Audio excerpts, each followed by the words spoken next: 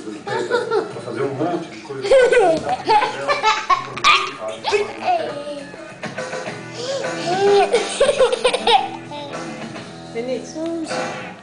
Esse programa ele tinha um foco voltado para a educação, eu dei uma ampliada. A plateia entrava por telefone. Vinícius. Esse programa poderia se transformar num programa de televisão. E dentro da matéria-prima, os estudantes faziam as perguntas. As perguntas mudavam o ritmo do programa.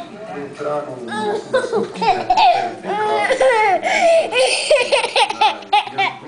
continuar na carreira, para outros programas.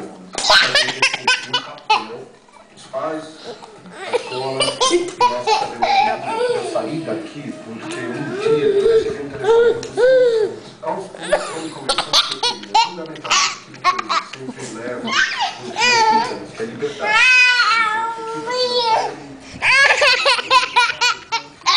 Tem razão, mais ao mesmo tempo falou assim, eu vou guardar aqui o cenário, porque se não der certo lá, você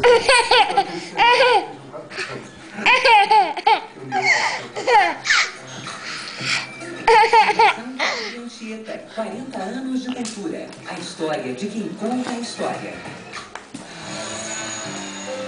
Neste sábado, o PEN Brasil recebe Alcione.